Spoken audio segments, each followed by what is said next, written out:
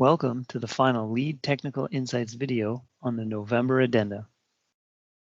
The Canada Green Building Council acts as the voice of the green building sector, working with our technical advisory group, steering committee volunteers, and industry stakeholders to ensure LEED reflects the unique needs of the Canadian market.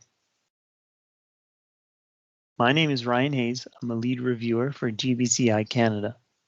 In this video, we're going to talk about the key changes to construction and demolition waste management.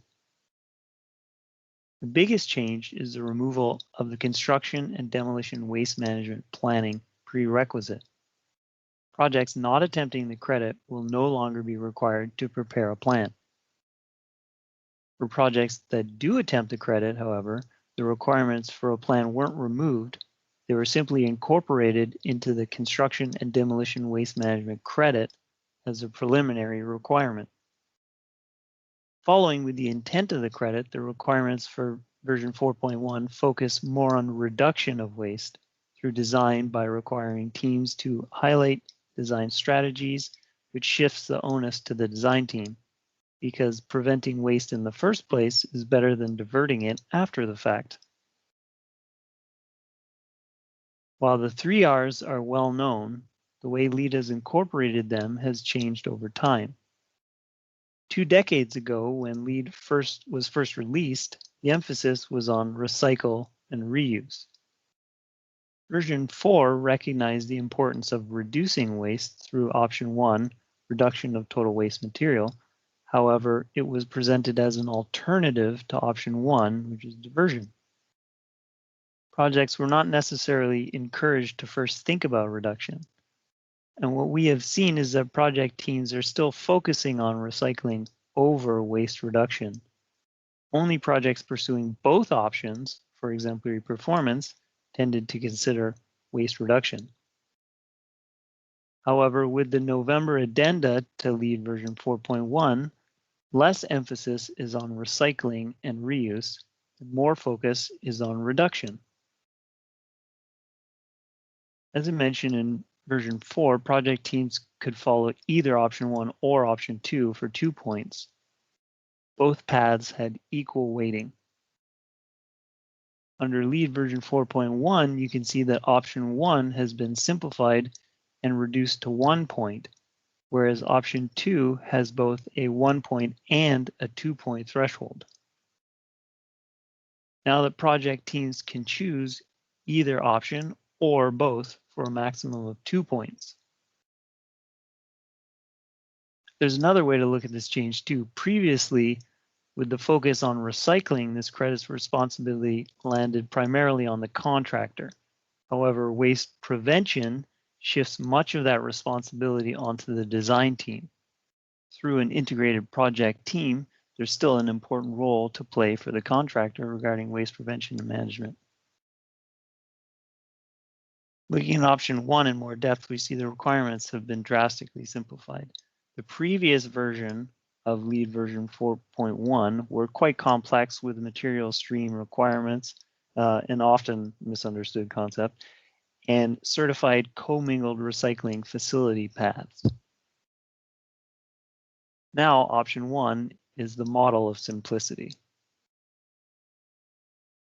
While the requirements for option 1 are short and succinct, the beta guide includes associated requirements that should not be overlooked. The step-by-step guidance section clarifies that all recycling facilities must be regulated by local or state authority.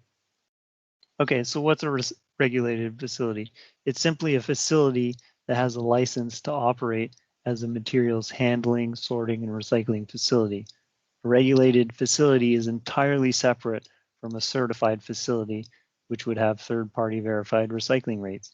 So generally, any facility operating under a business license for recycling is considered regulated. What's not a regulated facility? Dumping materials on a neighboring field, for example. The second requirement we want to highlight is related to commingled waste. Again, the step-by-step guidance section notes for any project that sends materials to a commingled recycling facility must use the facility's average recycling rates. And the average recycling rates must exclude alternative daily cover. So project-specific reporting of commingled streams are no longer required. Looking at option 2, as I mentioned earlier, the focus is on waste prevention. In order to encourage more projects to attempt this option, the thresholds have been raised in the November addenda, making it easier for projects to achieve. Additionally, there's a new path for 1 point to encourage project teams to step into the requirements. We anticipate a significant amount of projects will achieve these new thresholds. After analyzing data from past LEED Canada 1.0 and 2009 projects, at least half of BD&C projects could achieve at least 1 point, and a quarter could achieve 2. This data is from NC projects specifically. If we were to include LEED Canada core and shell projects, it would potentially show an even higher achievement rate. And we also expect still high achievements of the new ID&C thresholds given data from past projects. So we believe that these changes should really encourage teams to focus on waste prevention. That concludes our highlights for the changes to construction demolition waste management credit. But if you found this video helpful, be sure to check out our other videos in the series, which have already been released. You can find our updated versions of the rating systems and beta guides on the CaGBC website. You can also download the rating systems with track changes, as well as a summary of changes, which give you a clear picture of the updates.